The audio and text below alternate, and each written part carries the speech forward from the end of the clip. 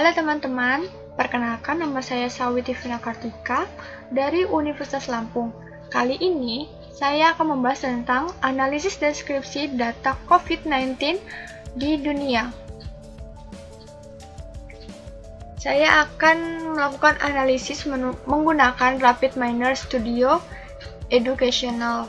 Nah, saya mempunyai data penyebaran peningkatan COVID-19 dalam format Excel, dan saya akan melakukan import data.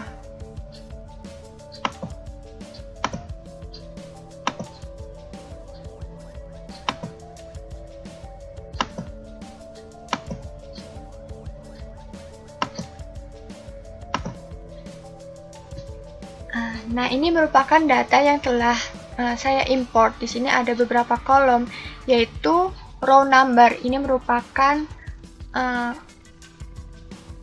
kolom yang berisi tentang urutan angka dari baris tabel tersebut. Lalu di sini ada name yang merupakan nama negara, lalu di sini ada WHO region yang merupakan nama benua, lalu di sini ada beberapa kasus peningkatan COVID-19 dengan beberapa kondisi. Yang pertama, kondisi kumulatif total, lalu kumulatif total per 100.000 populasi, lalu laporan 7 hari terakhir, kemudian laporan 7 hari terakhir per 100.000 populasi, lalu ada laporan 24 jam terakhir. Lalu di sini juga ada laporan mengenai kematian dari penyebaran COVID-19. Sama seperti tadi, terdapat beberapa kondisi yang sama, seperti kumulatif total per 100.000 populasi, laporan 7 hari terakhir, laporan 7 hari terakhir per 100.000 populasi, dan laporan 24 jam terakhir. Dan yang terakhir terdapat kolom transmission. Kemudian kita ke statistik. Statistika ini berfungsi untuk melakukan peninjauan analisis yang akan kita lakukan. Di sini kita lihat ada name dan region. Kita lihat bahwa berdasarkan sudut pandang nama negaranya ini, kasus COVID-19 terbanyak yaitu berada di Afghanistan, dan yang paling sedikit berada di Occupied Palestine Territory. Lalu berdasarkan benua, yang paling banyak ialah benua Eropa, dan yang paling sedikit ada di benua lainnya. Benua lainnya ini merupakan definisi penulis mengenai benua-benua selain yang telah didefinisikan sebelumnya. Lalu kita akan melakukan analisis berdasarkan nama terlebih dahulu. Untuk mempermudah analisis, kita akan membuka visualisasinya. Nah, di sini kita akan membandingkan antara kasus kumulatif total dengan kematian kumulatif total.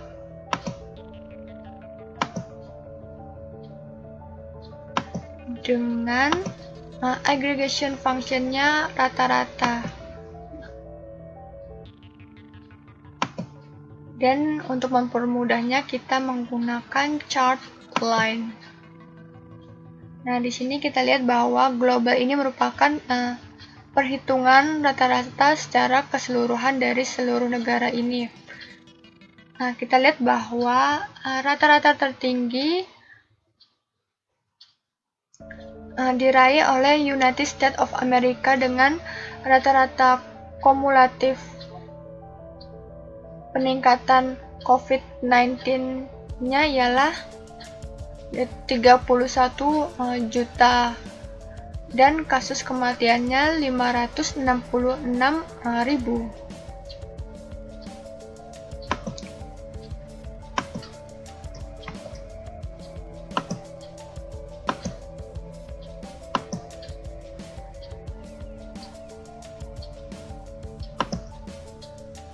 Lalu kita akan melihat kumulatif total per 100.000 populasi. Nah, di sini terlihat bahwa negara Andorra memiliki rata-rata kasus tertinggi peningkatan COVID-19, yaitu memiliki rata-rata sebesar 16.000 dengan kasus kematian yaitu 160.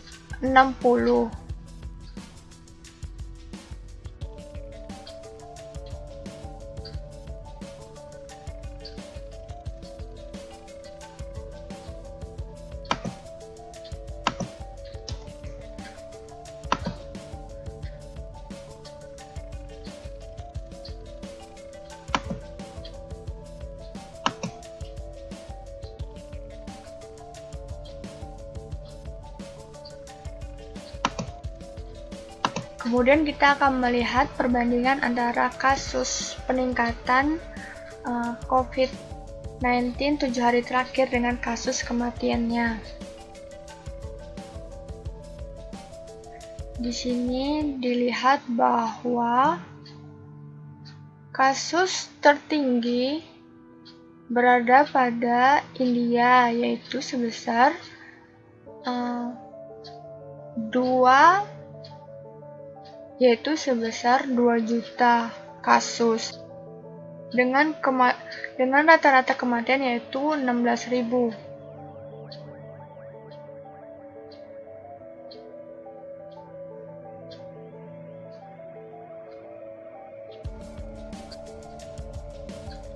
Untuk kasus 24 jam terakhir yang terbaru, kita lihat bahwa terdapat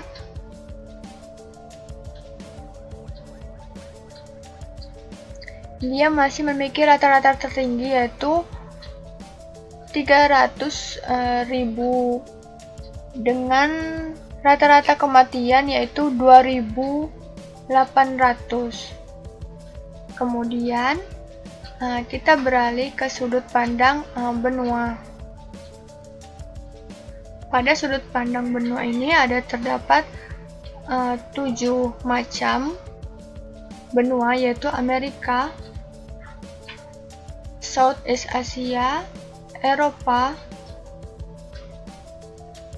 Western Pacific, dan benua lainnya.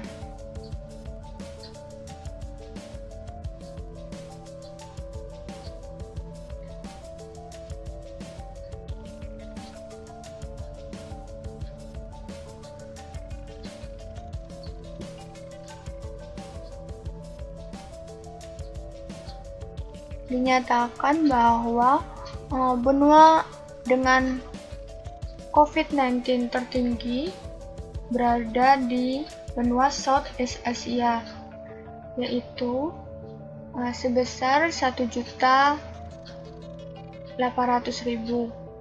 dengan rata-rata kematian 23.000.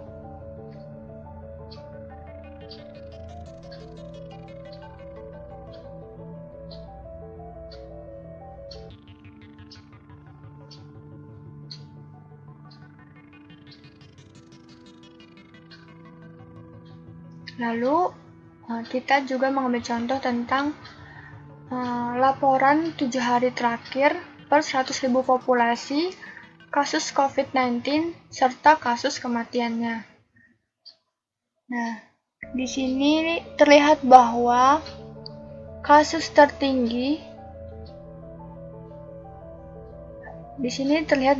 rata-rata kasus tertinggi diraih oleh benua Eropa dengan rata-rata 135 dan rata-rata kasus kematiannya sebesar 2. Kemudian Selain dari sudut pandang negara atau dari sudut pandang benua, juga terdapat sudut pandang dari klasifikasi penularan. Di sini dilihat bahwa statistik terbanyak berada pada klasifikasi community transmission, dan yang paling sedikit adalah not applicable.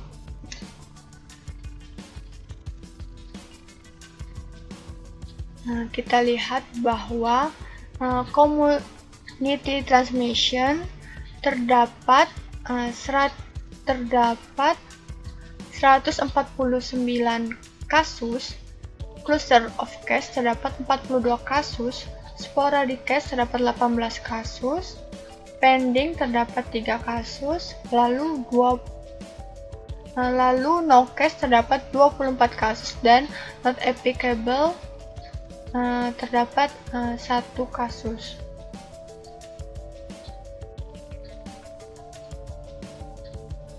Bisa kita lihat bahwa klasifikasi penularan pada community transmission memiliki kasus terbanyak. Hal ini dikarenakan penularan yang terbanyak ialah melalui sekitar dari masyarakat itu sendiri. Penularan tertinggi kedua yaitu cluster of case. Hal ini dikarenakan walaupun sudah dilakukan protokol, tetap saja akan ada penularan pada waktu-waktu tertentu dan tempat-tempat yang tertentu seperti sekolah atau kantor. Lalu yang ketiga yaitu klasifikasi penularan yang tidak memiliki kasus di sekitarnya. Kemudian yang keempat ada kasus sporadik. Nah, kasus sporadik ini terjadi karena sporadic case ini ditentukan dari wilayah penularannya sudah terdapat 1 atau 2 orang yang terkena. Lalu klasifikasi pending, ya ini klasifikasi yang masih ditentukan apakah itu masuk community transmission atau cluster of case atau klasifikasi yang lainnya. Dan yang terakhir yang memiliki klasifikasi not applicable.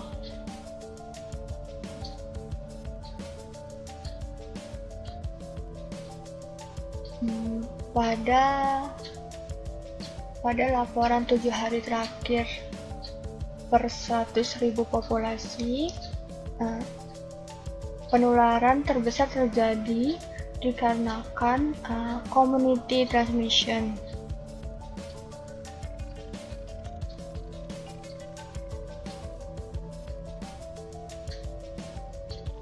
Pada total kumulatif per 100.000 populasi, kita lihat bahwa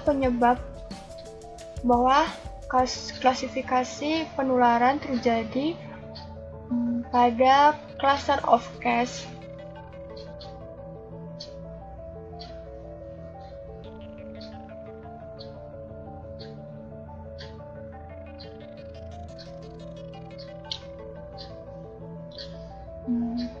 Pada pelaporan 7 hari terakhir, kita lihat bahwa klasifikasi kasus terbesar diklasifikasikan melalui cluster of case. Dan terakhir, laporan kasus 24 jam terakhir berada di dengan rata-rata yang diklasifikasikan pada cluster of case.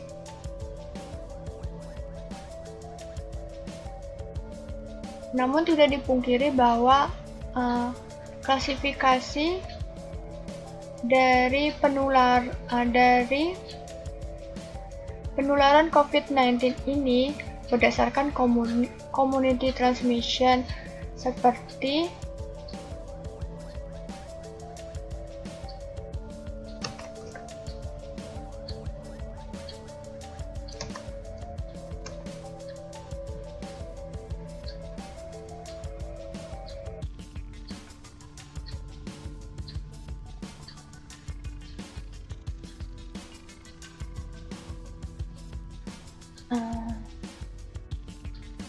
seperti pada visualisasi di sini, di mana komunikasi transmission memiliki nilai yang terbanyak. Dilihat dari visualisasi data sebelumnya, kita nyatakan bahwa kasus penyebaran COVID-19 dengan kasus kematiannya dinyatakan berbanding lurus. Karena setiap kasus COVID-19 ini naik, maka kasus kematiannya juga akan naik. Dan sedangkan jika kasus peningkatan COVID-19 ini turun, maka kasus kematiannya pun ikut turun. Nah, terima kasih.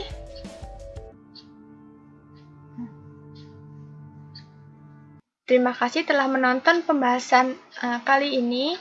Jangan lupa like dan subscribe, dan tunggu pembahasan-pembahasan selanjutnya. Sampai jumpa. Ctrl N.